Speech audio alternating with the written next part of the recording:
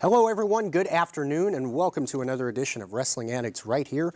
I'm Jimmy Anderson and joining me as always to my right, the founder of Epic Films and BTP Sports, the sports Morpheus himself, the great sports Morpheus, yes. Big Rich Walker. And we have a few absences as a matter of fact. Mike Tula and Rafael Guzman as well as Big Outrage Walker are not here this week. So pinch hitting the man, the myth, the host of BTP Sports Talk Sideline to Sideline, Mr. Mitchell Brock. Yes, hold your applause. Okay. We'll be down. Feel odd sitting over on this side. Normally I'm in the middle, but I think I'll be all right. Yeah, we did the guest shot on the BTP Sports Super Bowl show, and glad to have you back on the show. Thanks for having me, man. Once, yeah, absolutely. And this particular show, we're getting very, very close to WrestleMania 31. Hard to believe it's been that many. Oh, man. Yeah. And believe it or not, it will be on March the 29th, which is the exact date that Andre the Giant got body slammed by Hulk Hogan in 1987 in front of 93,173 people, one of which was Mitchell Brock right there, Detroit native, Pontiac, Michigan that day at the Silver Dome. At the Dome, baby. And that was, of course, back in 1987 in record crowd, and it's since been, I think, beaten by AT&T Stadium, the All-Star game. Wasn't that the last time that any type of championship was won in Detroit? Oh. I'm sorry, I had to take this shot. Okay. I had to take this shot. Okay. It's on when we start. Ding, ding, ding, ding, ding, yeah. Shots fired already. Okay. Ding, ding, ding. All right, that's our first match. But I thought, you know what we do before we get to WrestleMania coming up on the 29th of this month, we talk about the kind of the history of WrestleMania. And you all right over here? Yeah, I'm fine. We're kind of a kooky bunch here, aren't we? No, anyway, let's get to it. WrestleMania 1, you guys remember it? Yeah. Yeah, we do. Oh, yeah, absolutely. Yeah, they were there, I think. That and Starrcade and probably everything before that. We ain't that old, Jimmy. Dang, man. But yeah, I do remember Starrcade. I had to go there, yeah, didn't I? Yeah, in fact, WrestleMania 1, I feel, was a response to Starrcade 83. What do you guys think? Yeah, absolutely was. Absolutely. You remember No doubt about it. Starrcade 83? Remember the main event? Wow. Now you put me on the spot. No, don't worry about it. Was it Flair and Sting? In the 83? Flair? I know Flair was in. I know, yeah. Yes, of course. Flair and I know you know. Harley Race. Oh, King Harley. I still call him King Harley Race. Yeah. You know, I'm a WWF guy, so I still when I see Harley Race, I still see King, the first white man with an King. afro, by the way. Yeah. Look like one of those. Don't you remember Bruno Sammartino had one? Oh, he did. Oh, He yeah. did. Yeah. He did. Yep. He did. Yeah, but other than that, there hadn't been any major television like closed circuit events. I mean, they had supercards, you know, the showdown at Shea back in '80, where actually Hogan and Andre did fight. Believe it or not, I do believe. And yes, before WrestleMania, they did. yeah, They sure absolutely. And then they got to WrestleMania 1. Of course, what set it up was the War to Settle the Score special on MTV. Cyndi Lauper was involved. She was at ringside. Captain Lou Albano with the rubber bands on his goatee. Yeah. Rest in peace. Mr. T was at ringside. Clubber Mr. Lang. T, the man.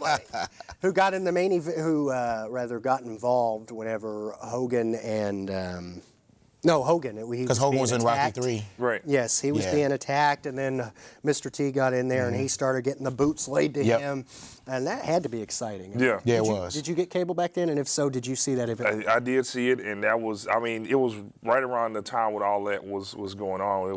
That was amazing. Right. That was, yeah. Yeah, because you remember Hulk Hogan played Thunder Lips in Rocky III, which came out in '82. That's correct. And they played that angle, which is how T got involved in WrestleMania in the first place. Right. And I think it went well. What'd you think about it? I loved it. Yeah. I loved the crowd response there. Yeah. Everybody was standing. You had Gene Okerlund on play-by-play, and Gorilla Monsoon was doing the color. And Gene Okerlund really sold that match. He did a great job. Yeah, he did. I mean, and what I loved about it psychologically was the fact that they started out trading fists. They didn't start off with a collar and elbow tie-up like you would normally see at a match. They just went to town. Went to work. Yeah.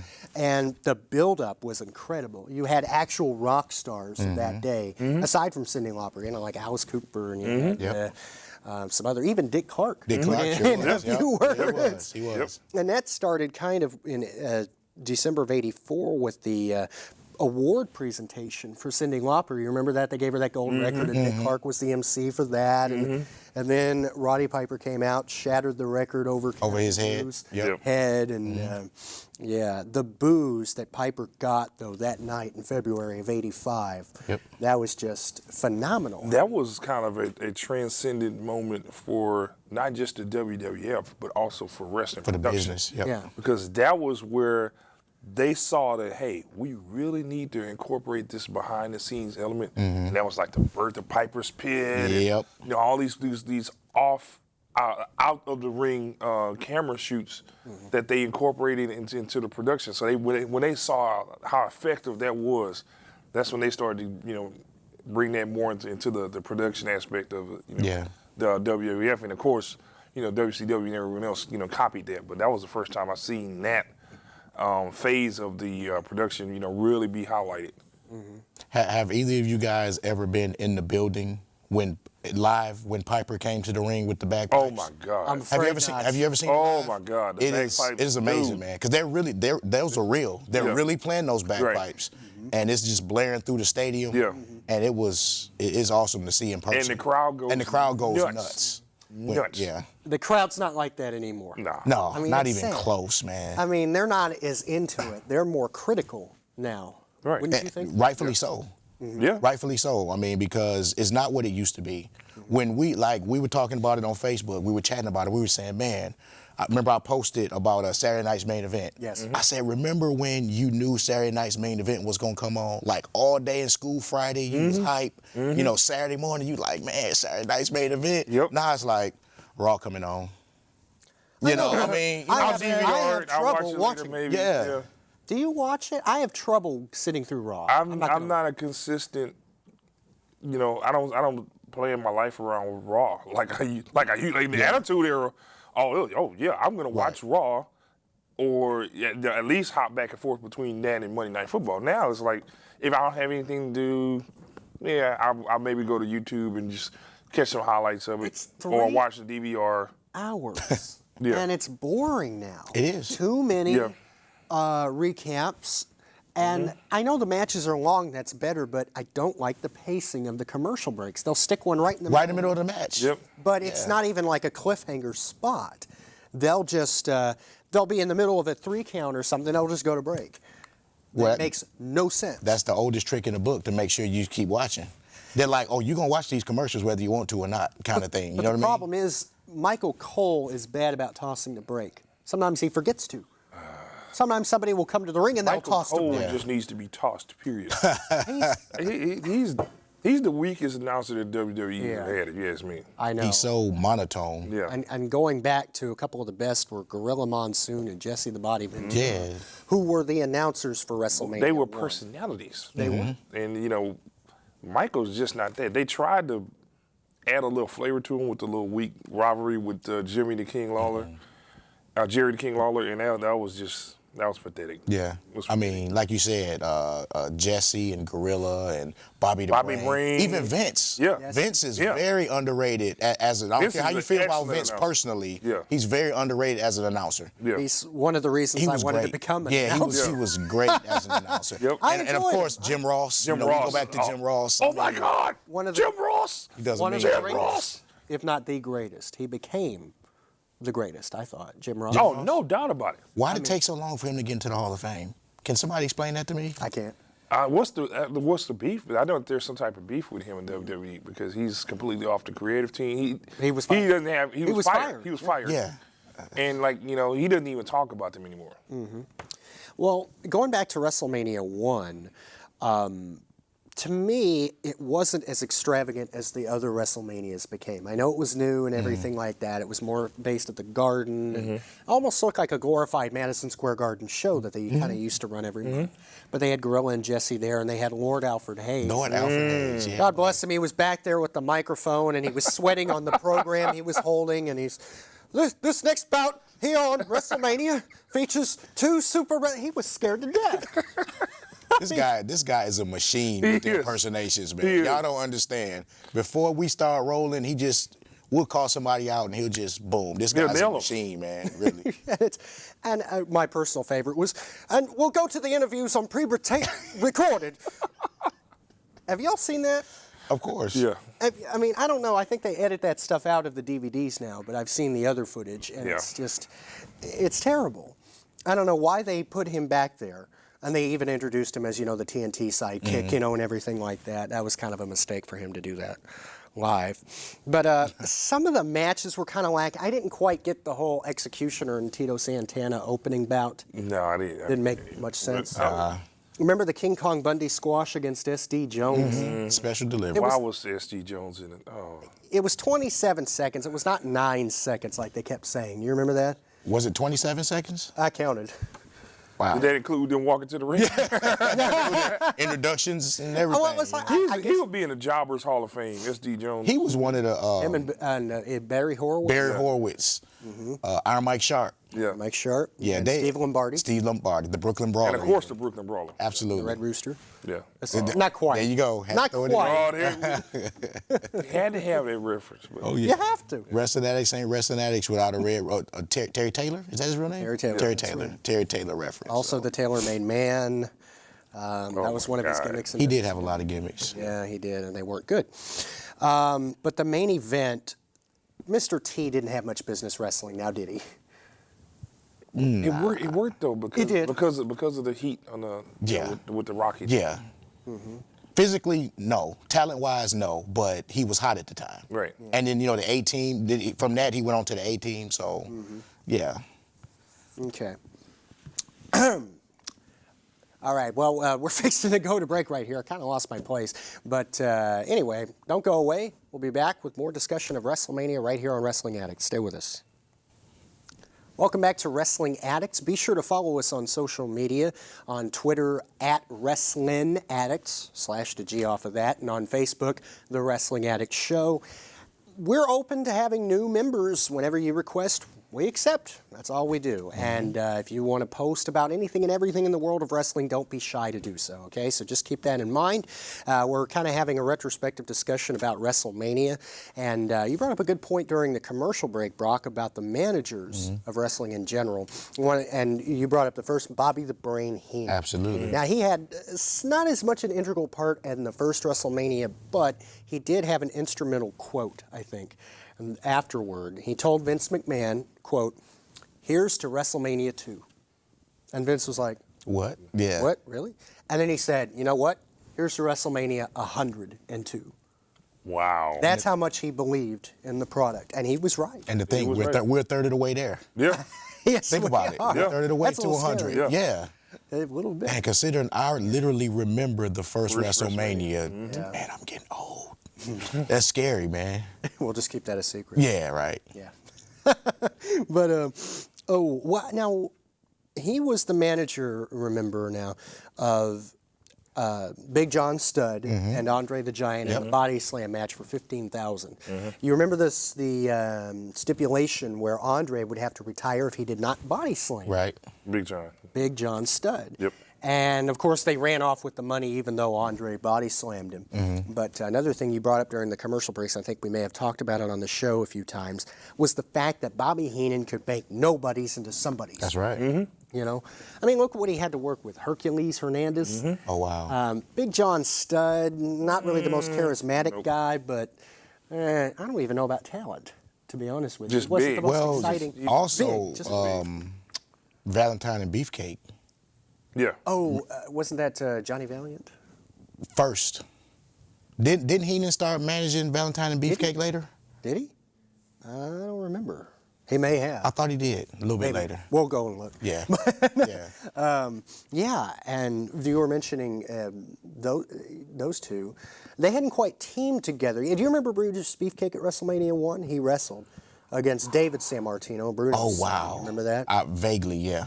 Yeah, I do. Yeah, it's funny not seeing Brutus the Barber out there cutting and whatnot. That didn't come until WrestleMania 3, believe it or not, and we'll talk about that in a little bit. But that was one of those weird no contest situations. You know, they both got disqualified or whatever it was. And then the It's a title. card filler.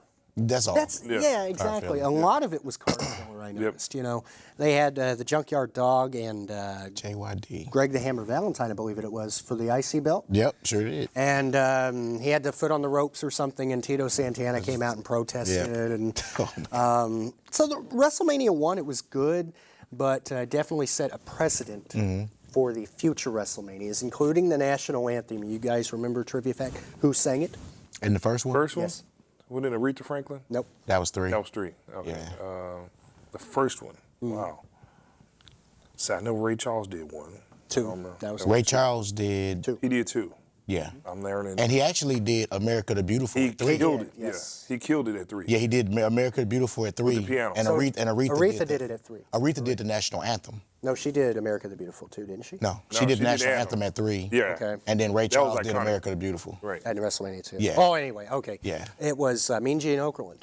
What? Whoa, how did we forget that? It was. I don't know if they show that anymore on the DVDs or anything, but apparently he was a last-minute substitute or something from what I read for somebody. He did a great job, Really? believe it or not. Yeah, but he had the words in front of him. Hey. But it didn't, and he even said, "Look, folks, help me out here as I sing the Star Spangled Banner." And Jesse Ventura's quote, "Robert Goulet, eat your heart out." That was kind of funny. So that's kind of a cool way to open things up, I think. And another little fine touch they did back in the old days was Easy Lover. The instrumental of it was the open for WrestleMania 1, the opening song. As Vince McMahon is narrating the card. Wow. And they closed with Axel F., I believe it was, from Beverly Hills Cop. The 80s personified right there, bro. Right. You will never see that again, folks, on the DVDs, of course, because of the royalties and doesn't want to pay for them and all that stuff. But Eye of the Tiger was Hulk Hogan's theme at the time. Oh, yeah. of course. Oh, yeah. And that was from WrestleMania. I mean, From Rocky 3. Rocky 3, Yeah. exactly. So they played that Rocky 3 angle Yes. all the way through. Then, of course, another one, Bites the Dust, was Queen. Junkyard Junkyard Dog, yep. Yeah, and Girls Just Want to Have Fun for Cyndi Lauper, Winnie Richter, Excuse me, I'll get it out in a minute. But so that's pretty much WrestleMania 1. That really set the tone for everything with the celebrities. You know, you had Liberace, you had Billy Martin. You Right. They had the Rockettes, template. you had- They had the template for the show. Yes. Like bigger than life, large venue, large crowds, celebrities, stars, and you know, back then, like kind of what you were referring to, the emphasis was more on that than the show. The itself. show. And then obviously as they got more. But the more. wrestling was still the main focus. Now it's not like that. Oh, now no. it's more of a show. Yeah. Right. Too much of a show. Now, you have to have that balance between the show and the celebrities and the actual matches. Now, in my opinion, y'all may agree or disagree, but I don't think they anticipated WrestleMania blowing up the way it did. Oh, no. I Oh, thought they thought WrestleMania would just be WrestleMania and they'd be done with it. You know, I didn't think they knew that there would be 30 WrestleManias. They were rolling the dice financially. Exactly. Yeah. Like you said, they were trying to answer Starcade. They were like, okay, we got to do something. You know Vince. You know. They broke even. Well, it was Dad at the time. No, it wasn't. Was it? No, when it did that? Vince Jr. Vince had already. Vince had already taken over. Vince bought it in '82. Yeah. So the year before, No. WrestleMania was '85. 85. Okay. So it was a few years down the line. Yeah. Well, Daddy McMahon was already sick by then, right? He died. Yeah. Was he already dead? Well, yeah, but he was sick for a while. But 18th of '84, I think. yeah, he was sick for a while. But like Vince was kind of like Vince bought it, but Vince was kind of like the brass for a while Daddy K was still technically Right. Vince would not have sold it. Vince Sr. Right. would not have sold it, Vince Jr. feels, unless he had done it his dad's way. Right. You know, had Vince Jr., you know what I mean? Right. And I'm sorry, folks, I'm getting over a little illness. We're all, that's why we have absences this week. Yeah. Let's move on. But, yeah, it's just a fabulous WrestleMania to start things off. Set the template, as you said. As you said, it was big. WrestleMania 2 was a little too big. Yeah. 3 cities: New York, Atlantic City. Chicago, and Los Angeles. LA. Yep. It started with New York, of course. Vince McMahon opened it up. Susan St. James was his co-commentator, and they had some great matches.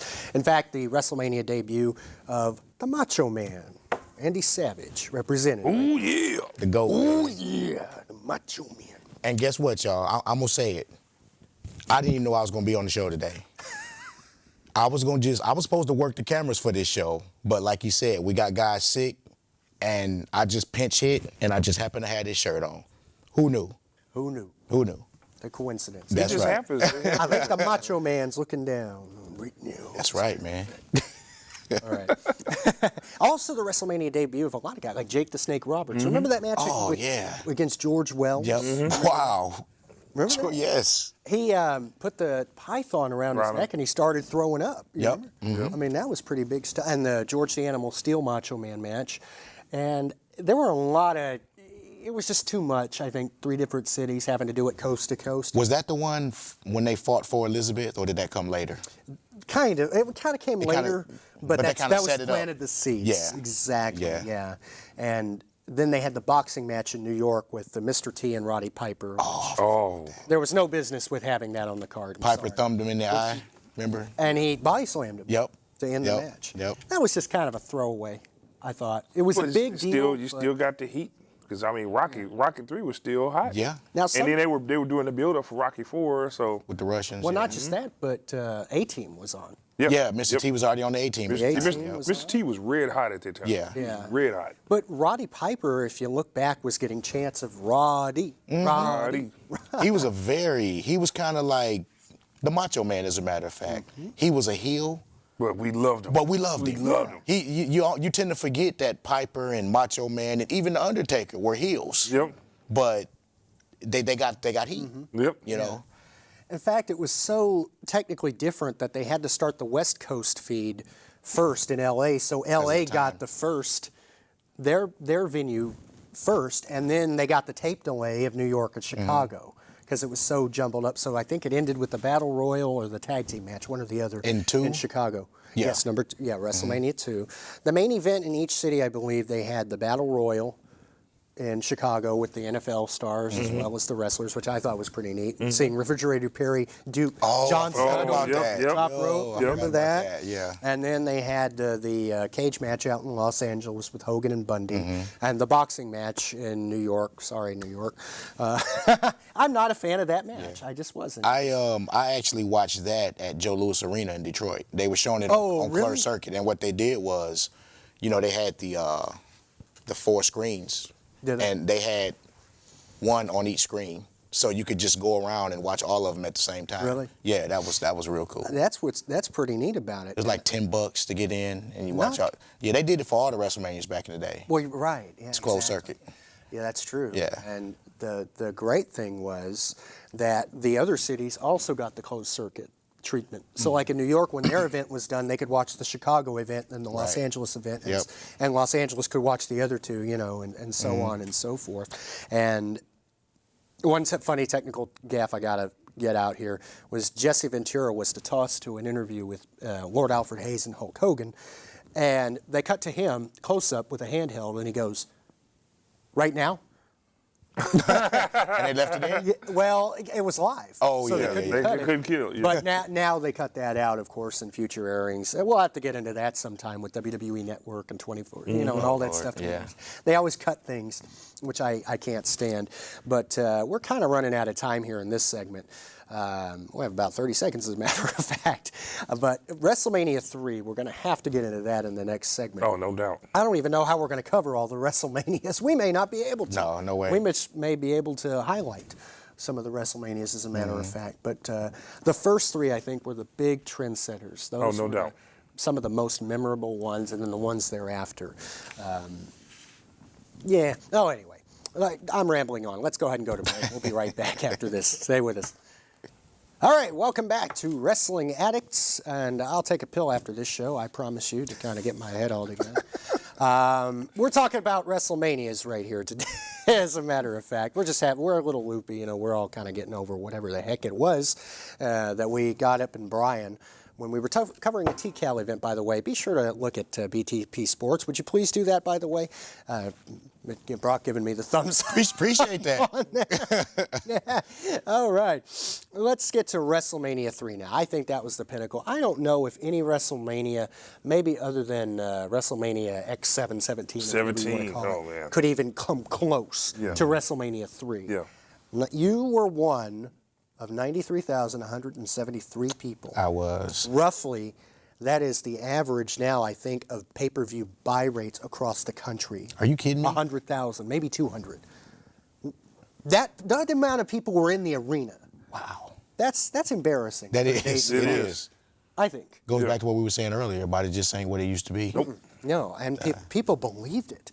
Yeah. I mean, and if they didn't believe it was real, they suspended as a disbelief. I can't do that now. It's not that. It's not as realistic to me, so to speak. I can't suspend disbelief anymore. Right. Even during the Attitude Era, I could. Even during the invasion angle where WCW was bought, I could. Yeah.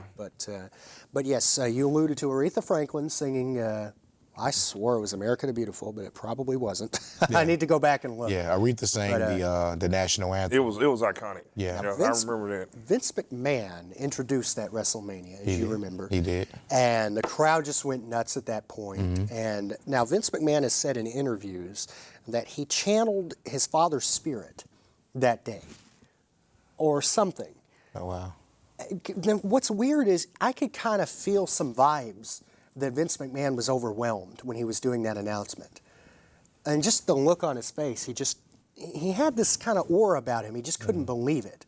It was strange to me that I kind of picked up on that, and it was actually true that he was picking up some spiritual kind of vibe. And to me, it was, well, with that many people there, that's just, I mean, that's got to be overwhelming to even the most unhumble person, don't you reckon? I mean, like, if CM Punk were there, I think he would be humbled. And he's not exactly the most humble guy. He may not have to be, but, you know, even Hulk Hogan maybe was amazed. And how can you not be amazed at a crowd like that? Now, were you surprised at that number of people?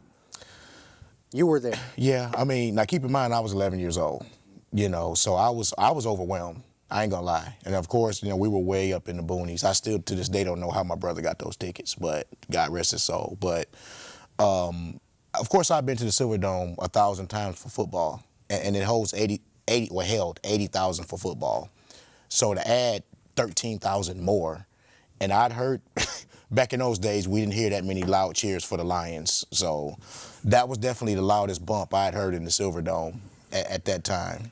Yeah. And to me, the iconic statement of WrestleMania 3 was, and you can hear it on the broadcast, when Hogan came out, Jesse the Body just said, "I'm not even going to try to talk over this." The Hogan, I'm getting goosebumps talking about it, man. The Hogan bump for that was just incredible. Now, by bump, you mean the reaction of the crowd? When Hogan... Pop. Yeah. The crowd. When Hogan hit that runway, he was the only person, him and Piper were the only two that walked. If you guys remember, they had the ring because the ring on distance. wheels. Yeah, the distance from the locker room to the ring was probably literally the length of a football field, and they had the little mini ring, you know, to take them in. And Hogan and Piper were the only two that walked, and the bumps were incredible. Hogan's entrance especially. Now, I mean, there it must have been electric, but when you go back and listen to the announcing of it, that was even more. I mean, they were having to shout over the crowd with their announcements. And remember Jesse Ventura giving the tale of the tape with Andre Hogan's and hands and all that. Yeah, I mean, that really added to the match. Those guys were pros. Yeah. I mean, they didn't have to do all that Vince being in their ear stuff back then. I hate that.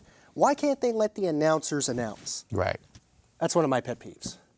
I mean, what do you think? You're talking about fans, though, you know, and but like you said, I think that, you know, the way that the introduction was done really set the tone and added flavor to the body slam, because you know, the fact that, you know, they were so descriptive, like it really built up this colossal event, and like, you know, the culmination of it was like, wow, this really happened. This really happened. You know, it was unbelievable. You can't script that kind of announcing. No.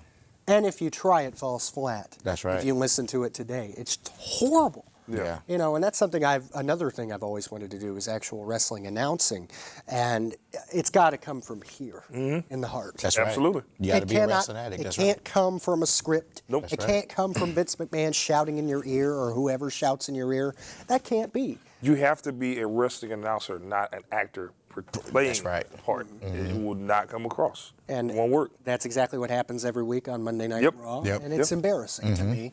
As I mean, I alluded to it earlier, and you talked about Vince McMahon. He's one of the reasons I wanted to get into broadcasting as a young 6, 7-year-old watching wrestling. I know that sounds a little silly now, but I enjoyed listening to him. If Michael Cole even bothered to watch wrestling before he got his first WWE paycheck. I don't know. Probably. He doesn't come across as the kind of guy that has his background in, sports and entertainment and wrestling, and he just sounds like, okay, here's It's like he Googles the facts. guideline. Yeah, Exactly. Yeah. Here's the guidelines of what I need to say. Here's the parameters where I need to stay. Okay, this is what I'm going to say. Not just that, but Vince McMahon tells them in their ear what to say. Does it really? Yeah, Yes, there's I didn't know a YouTube video where Vince is talking to Michael Cole and he's telling him what to say. He's like, "Yes, sir, Mr. Man." Well, no, sir.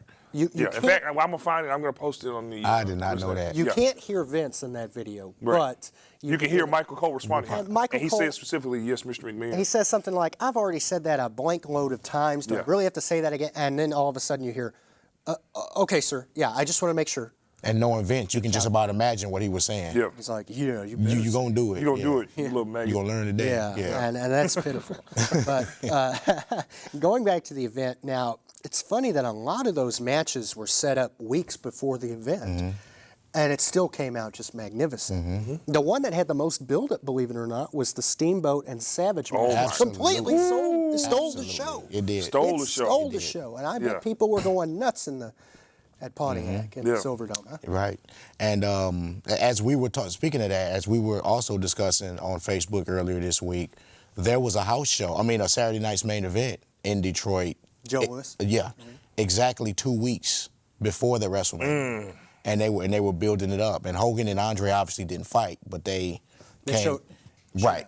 There was a showdown. So going into WrestleMania, the tone had already been set in the city. I will bet that was just phenomenal. I mean, that had to Incredible, yeah. make you excited for That's what I mean, yeah. And it was things like that. That was Saturday night's main events. They didn't come very often, maybe once a month. That's the only one that I occasionally. remember in Detroit. Yeah. That's the only one I remember in Detroit. But even on television, they didn't come very often. No. And when they did, it was essentially akin to a small pay-per-view. Right. You know, Right. but you got it on free television, and it made it even more exciting to build up the pay-per-view. You wanted to see this thing. You wanted to buy it. And I believe that was across the board pay-per-view wise, across the country, right at that point. Yep.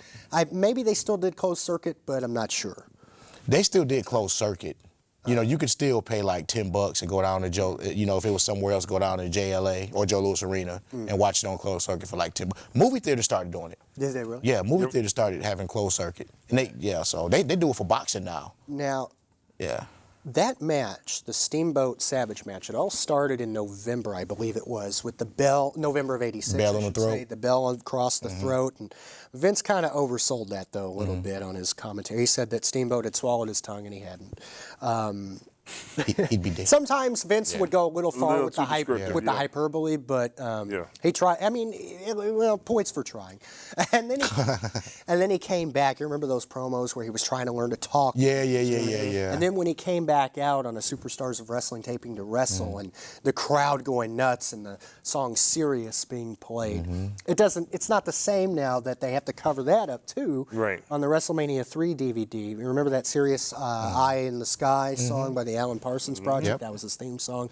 I think the Bulls use it now, do they not? They used to. They Back used to? in the Jordan era.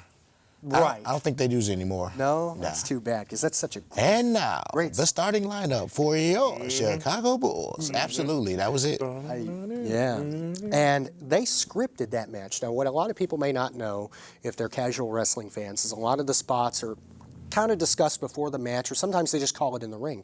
But with this particular match, they scripted it A to Z, spot for spot. Step 1, tie-up. Step 2, this. Step 3, that. It went according to plan. At one point in the match, the Macho Man gets slingshotted into the turnbuckle, and he forgets he has to fall down. So he paused. I don't know if you guys have noticed this. And then he goes, Flop, like a basketball flop. exactly. But instead of improvising right there, you could see that he kind of had to stick to the script in his own mind. I think there was a case of OCD there. He was notorious for that, though. Yeah. From what I understand, the Macho Man was very, very meticulous about his matches. Yeah. You know, so. And same with the Ultimate Warrior at WrestleMania 7. I know we're jumping ahead, but that retirement match was also phenomenal. Great storytelling with the Ultimate Warrior. Two of your favorites. Those two and Hogan are like my top 3 of all time. Absolutely.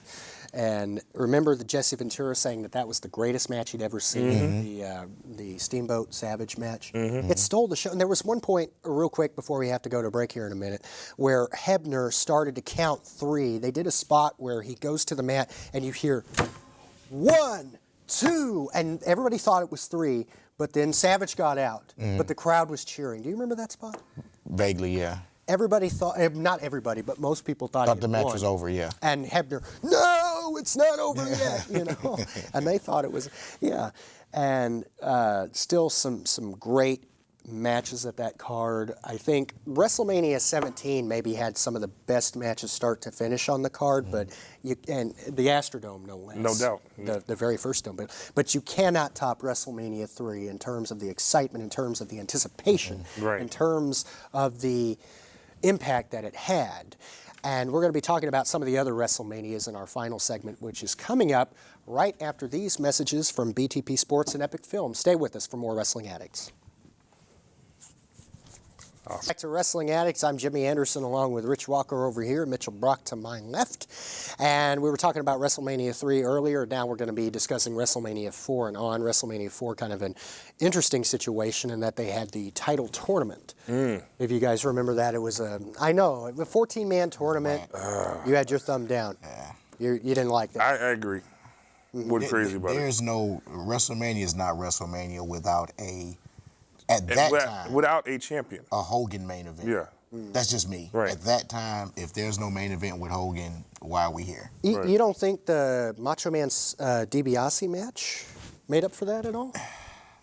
It was good, but it wasn't a Hogan. Again, no. At the time, everybody wanted Hogan. Yeah. We wanted Hogan. I love Macho Man, quite obviously. Me too. Yeah. You know, it was a better technically sound match. Absolutely. Oh, no. In fact, it was Ted DiBiase, the $1 Million Man, was very underrated as a wrestler. one of the best. Very underrated as a technical wrestler. One of the best heels. Absolutely. One of the best technical wrestlers. In fact, it's the very first time I ever saw somebody escape a hammerlock into a top wrist lock by going underneath. Nobody ever does that. Right. and you look at the guy. I mean, he was a big guy. He was just like country big. He wasn't overly muscular. He was built like somebody's uncle. You know, you know what I mean? He didn't really look like a wrestler, but he was so technically sound and agile for, his size. For his size, yeah. Yeah, he was a big guy. 6'2", 6'3", about 260 pounds. Big guy, but he was very agile with it, Well, let me give this little trivia fact out here. For WrestleMania 4, the reason for the $1 million belt, actually, it was supposed to go to DiBiase that night. Really? Yeah. But the Macho Man, because he didn't win the belt back from the Honky Tonk Man, the Intercontinental belt, he threw a fit and he decided, I want the world belt. Right. And DiBiase was pacified with the $1 million belt. Wow. Doesn't that make sense, though? Can't he just go out and buy his own belt? What does he need? Yeah. But it was interesting, though, because of the main event special, the Friday night special. You remember that? Prime time, BC, Hogan and Andre, the rematch? Yep. It was the most watched wrestling program in history overall. It was over 15 in the Nielsen, like 15.2. Oh, wow. Wow, that's huge. With a 20-something share, I think. That's almost 1/5 of the entire country watching that program that night. Yeah. Prime time, NBC, couldn't beat that. On a Friday night, I believe it was, yeah. February the 5th? I don't know, 1988, anyway. Sorry, I love dates, and I'm into that kind of thing. But, at any rate, they had the rematch, and they had the twin referee thing. You remember that? Dave Hebner and Earl Hebner. Yeah, that's right. Supposedly, Ted DiBiase paid off one of the people to get cosmetic surgery to look like the referee. He came from under the ring or something, didn't he? Or did he come from out of the... No, he was already there. And the other guy came out, and he was the real Dave Hebner. And they were like, which one's Dave Hebner? Is this Dave Hebner? Or is that Dave Hebner? I remember that. That was silly. Then the dollar bills fell out of his pocket. It was cool at the time. Yeah. I'll never forget, though, when I think Earl was the fake one. He had come out of the NWA because he was a referee there. while his brother was in the WWF. Hogan press slammed him, remember? And he nearly overshot Andre, of all people. Wow. Andre was the one that kind of caught him a little bit. He would have died otherwise. Hogan a little too strong. Yeah. But that was the catalyst for the WrestleMania 4 event, because Andre then surrendered the belt to DiBiase, who actually wrestled, I think, in Boston with the belt. He was actually credited as the champion. I saw this on YouTube, believe it or not. He was actually credited, and he was wearing the WWF belt. Wow. DiBiase. Yes. Wow. Yeah. Like maybe once or something like that, and then they stripped him of it. But they wanted to test the waters, I guess. It didn't quite work out. And then they had that 14-man tournament where Andre and Hogan got the bye into the second round, and the chair shots from both guys. It was a double DQ. It was ridiculous. It was whack. Yeah, and there It were was like, too drawn out for one. Yeah. I mean, it was 4 hours. way too long. yeah, I think the DVD you have to. It's a two-sided. It's a piece, two-sided isn't it? DVD. DVD, Yeah. yep, sure Yeah, is. and Yeah. when you bought the Coliseum video, it was 2 cassette tapes. Oh, wow. And I'll never forget my disappointment when I went to Blockbuster, and Wow. I got no throwback. yes, there you go. And I rented. They only had 1 cassette, the first one, and once it gets, if you guys remember the Coliseum video, once it gets to Hogan and Andre, it stops, and you have to put in the next tape. Yikes. As soon as they entered the ring, Wow. that's it. Cut to tape 2, and I'm like, I wanted to see that match, and I was so angry. It was ridiculous that way, but that's Blockbuster. Anyway, I digress. But the Macho Man, what was the great story going into that, he had to wrestle 3 times. DiBiase only had to wrestle like once. Remember, he kept getting bye after bye, and the Macho Man had to persevere through. I didn't like the ending, though, where Hogan hit DiBiase with the chair in the midst of the $1 Million Dream. I didn't like that. like I wish that the Macho Man could have won it on his own without Hogan having to come in and help. To me, it was like Hogan had to, be a part of that. After they had, formed their little coalition on that Saturday night's main event in Mega Powers. October of '87, the Mega Powers, and then it carried to SummerSlam, and then the next year, of course, WrestleMania 5, which is when the Mega Powers kind of broke up on another primetime special on NBC, and then that set up the main event with the Macho Man and Hulk Hogan. You remember that? Trump Plaza, right? Again, yeah, 2 years in a row they did the Trump Plaza. Yep. Atlantic City. What did you think of that match? Loved it. The Hogan and Macho? Loved it, yeah. What I found interesting about that match is even though the Macho Man was the champion, he came out first. Yeah. Did you notice that? Because I was Yep. like, Hogan, that's when I knew Hogan was going to win. Like, the Macho Man is the champ, and they still made him come to the ring first. I thought that was kind of disrespectful, Yeah. even though it was Hogan. Yeah, but Hogan was so big. That's what I'm saying. Hogan was That's what- always like the people's champion, so to speak. Like Yeah. he was Yeah. always Like guy. we've discussed, off camera quite a bit. Hogan is who took, not to get off subject, but that's who took the business, like Al He said, took the industry. Right. to a whole nother level. Right. So like we said earlier, there was no WrestleMania without Hogan Right. at that time. I think what they did was they kind of broke that protocol because of the fact that the heel traditionally entered first. And they didn't really have much of a heel going into, to that point, I don't think they had a heel champion going in Before Macho Man got before it. the Macho Man, yeah. As far Iron as the Sheik, world the Sheik. champion. The Sheik. That's who Hogan took it from. Yeah. No, well, yeah, but that was before WrestleMania. Oh, you mean after the first WrestleMania? Exactly. You're right, because it was always Hogan. It was always Up Hogan. until 4? That's right, up Yeah. until WrestleMania 4. Yeah. And then they just wanted Hogan to enter last. That was kind of the protocol. Hogan enters last and Champion or not. exactly, the champion or not. And he regained the belt. And WrestleMania 5, not much to write home about, Yeah. in my opinion. You had Rick Rude winning the IC belt from the Warrior, though, with Bobby Heenan holding the leg. Remember that? Yep. I'm gonna tell you another thing I noticed about that Hogan Macho Man match in WrestleMania 5. That's when I realized how big Hulk Hogan really was What do you mean? physically. Oh. When they showed him coming out of the tunnel and you saw the security guys around him, they looked like kids standing next to him. Like, and you could see one of the guys. It was a guy. You could literally see him looking up at Hogan, like, geez, That's when I realized how physically tall and big Hogan was. He looked literally looked like a giant standing next to security. And then you had the Demolition Powers of Pain match. I think Mr. Fuji it was a handicap, wasn't it, for the tag belts? Mr. Fuji was in there as well. Yeah. He was their manager, and he turned on him at the Survivor Series and all that. And Demolition were the big baby faces. And I think the Rockers and the Twin Towers were against each other. Remember that match? Yep. That was some pretty good. The Boss Man was one of my all-time favorites. I think a lot of people don't remember who the Twin Towers actually is. Who is it? Go ahead, Lurch. Well, we know that one of the guys turned out to be sort of a minor role in several WrestleManias. What's that guy? What's his name? The Taker under, what's his name? Wait a minute. The Take Under. I think we got the wrong Twin Towers. You're thinking of Skyscraper. Skyscraper. I was thinking Skyscrapers. Okay. But yes, you're thinking of the Undertaker. Yeah. No, I'm talking about Akeem and the Big Boss Man. That's right. That's right. Okay. Akeem. Oh, I was thinking of Twin Towers. That's all right. you know what? I'm just gonna say it. As a black man, that was the most. I was a kid at the time, so I didn't know no better. But that was the most. Looking at it now, that was the most insulting gimmick ever. I have two words to come out with this with the dashiki and I'm like, come on, dog. He was better as Earthquake. You mean the one-man gang? One man gang. I'm sorry. Wait a minute. I got two words to top that. Saba Simba. That was worse. That was worse. I mean, that's almost bad as Kamala. The spear. Remember the spear he was coming out with and the headdress and all that crap? Gosh almighty. And then WrestleMania 6 came, and I don't think we're going to get all this in a 1-hour show. There's so much. I know. I mean, you had WrestleMania 6 deserves Hogan more and than the 2 Warrior. minutes that we got left on this segment. Yeah, absolutely. So, Believe it or not, that was my favorite.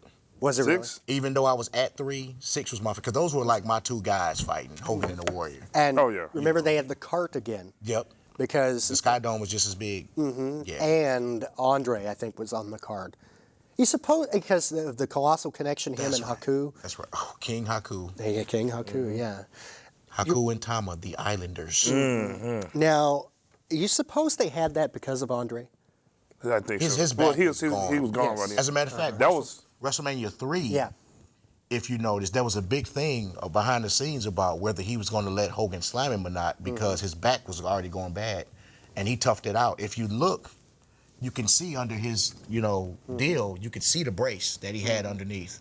Yeah. So by that time, his back was already gone. Would you guys say that Andre passed the torch to Hogan? Absolutely. Absolutely. He did it on purpose. Now, some people feel, or Vince McMahon in particular, that it was more of a seal of approval because Hogan had the torch. Nope. You don't think so? No. That body slam made Hogan. Passed it, yeah. No doubt about it. You don't think Hogan was there already? He was as close as you can be to there without being there. Yeah. Well, you know what? I may agree with that. Seal of approval is probably a better term, I think. I think that's... The fact that Andre let him slam him. With the bad back. For the sake of the business. Was for the sake I had nothing but respect for Andre for that. Me too. Yeah. Absolutely. I mean, Andre must have been... By all accounts, was a great guy. Yes, by all accounts, one of the greats. And folks, we're going to have to do a 2-parter on this, as a matter of fact, I think. Until next time, remember the best addictions are the safest addictions. We'll see you in 2 weeks right here on Wrestling Addicts. So long. Great.